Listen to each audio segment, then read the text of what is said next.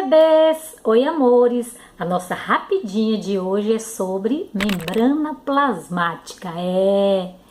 Aquela dica maravilhosa que você está precisando para fazer a prova amanhã. Primeira coisa, função da membrana: proteção, nutrição e aderência. Composição da membrana: lipoproteica.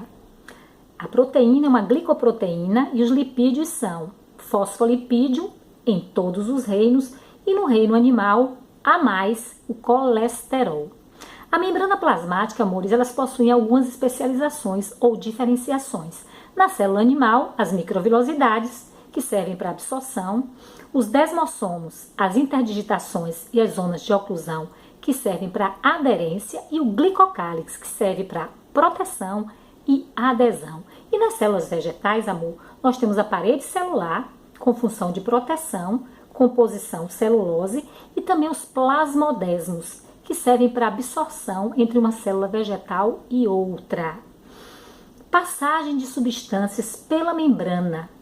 Processos passivos: as substâncias passam de um meio mais concentrado para um menos concentrado, sem gasto de energia.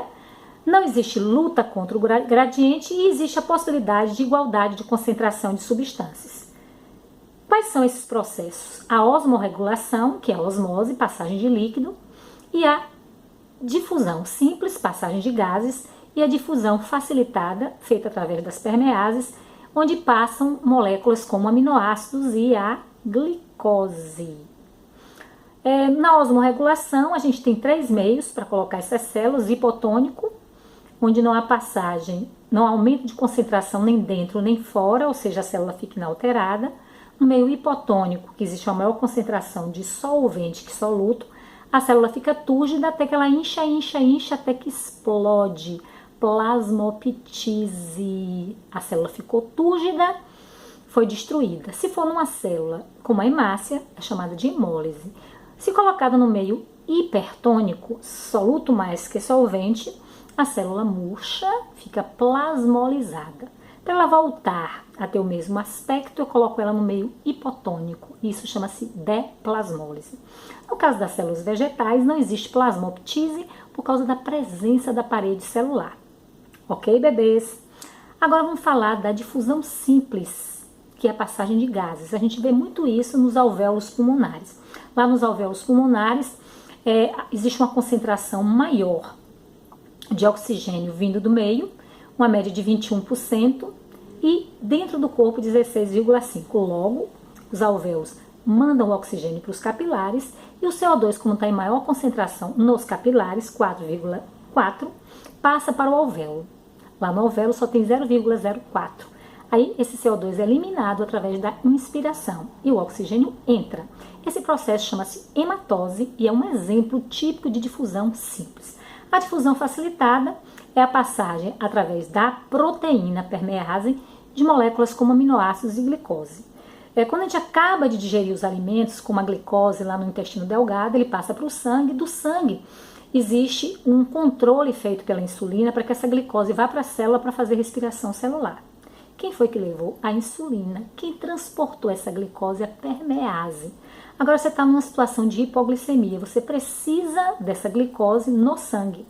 Existe uma outra proteína na membrana plasmática, que é a mesma permease, que vai levar esse açúcar de dentro da célula, agora nos hepatócitos, para o sangue, para do sangue eles irem para as células.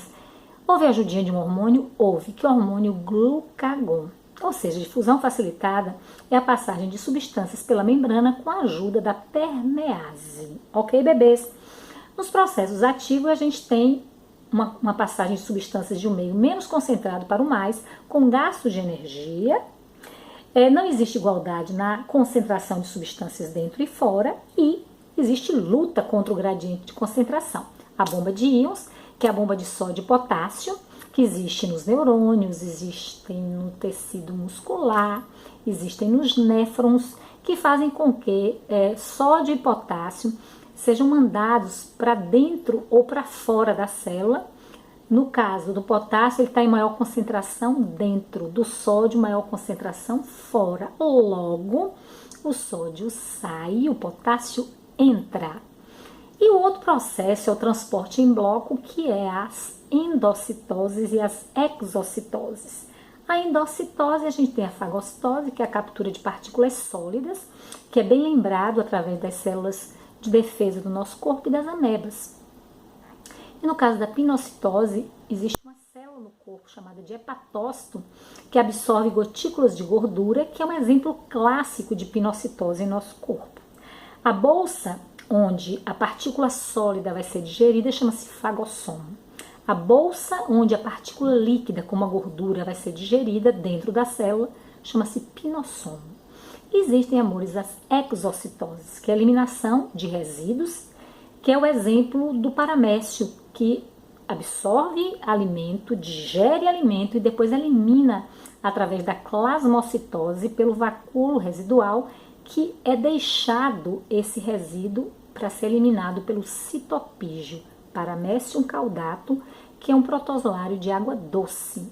E a secreção, que é um outro processo de exocitose, a gente dá o exemplo do ácido do pâncreas, que elimina suco pancreático, que vai para o intestino delgado através de um processo de exocitose, só que agora é secreção.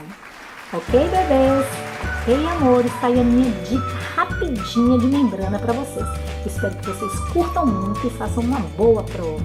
Tchau, bebês! Tchau, bebês! Bem rapidinho, tchau!